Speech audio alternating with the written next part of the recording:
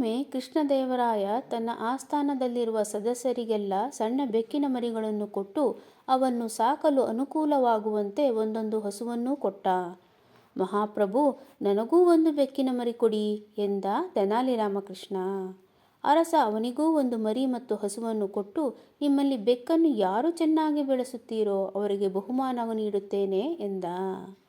3 ತಿಂಗಳ ಬಳಿಕ ರಾಜನ ಆಜ್ಞೆಯಂತೆ ಎಲ್ಲರೂ ಬೆಕ್ಕುಗಳನ್ನು ತಂದರು. ಬೆಕ್ಕುಗಳಿಗೆ ಎಂದು ರಾಣಿವಾಸದವರು ಒಂದೊಂದು ಬಟ್ಟಲು ಹಾಲನ್ನಿಟ್ಟರು. ಬೇರೆಲ್ಲ ಬೆಕ್ಕುಗಳು ಹಾಲನ್ನು ಕುಡಿಯಲಾರಂಭಿಸಿದಾಗ ರಾಮಕೃಷ್ಣನ ಬೆಕ್ಕು ಮಾತ್ರ ಸಿರ್ ಎಂದು ಮುಖ ತಿರುಗಿಸಿತು. ಅದನ್ನು ಕಂಡ ಅರಸ ಕೇಳಿದ, ರಾಮಕೃಷ್ಣ, ನಿನ್ನ ಬೆಕ್ಕೇಕೆ ಹಾಲು ಕುಡಿಯುತ್ತಿಲ್ಲ? ಮಹಾಪ್ರಭು, ಬೆಕ್ಕುಗಳಿಗೆ ಕಣ್ಣು ಮುಚ್ಚಿ ಹಾಲು ಕುಡಿಯೋದೊಂದು ದುರಭ್ಯಾಸ. ನನ್ನ ಬೆಕ್ಕು ಹಾಗೆ ಮಾಡಬಾರದು ಅಂತ ಮೊದಲ ದಿನ ಬಿಸಿ ಹಾಲನ್ನು ಕೊಟ್ಟೆ. ಕುಡಿದಾಗ ಅದರ ಮೀಸೆ ಸುಟ್ಟಿತು. ಮತ್ತೆ ಪ್ರತಿದಿನವೂ ಹಾಗೆ ಮಾಡಿದೆ. ಈಗ ಬೆಕ್ಕು ಹಾಲನ್ನೇ ಕುಡಿಯೋದಿಲ್ಲ ಎಂದ ರಾಮಕೃಷ್ಣ. ಆದರೆ ನಿನ್ನ ಬೆಕ್ಕು ಬೇರೆಲ್ಲ ಬೆಕ್ಕುಗಳಿಗಿಂತ ದಪ್ಪವಾಗಿದೆಯಲ್ಲ, ಅದು ಹೇಗೆ ಎಂದು ಪ್ರಶ್ನಿಸಿದ ಅರಸ. ಮಹಾಸ್ವಾಮಿ, ಪ್ರಾಣಿಗಳು ತಮ್ಮ ಆಹಾರಕ್ಕೆ ಇನ್ನೊಬ್ಬರನ್ನು ಅವಲಂಬಿಸೋಲ್ಲ.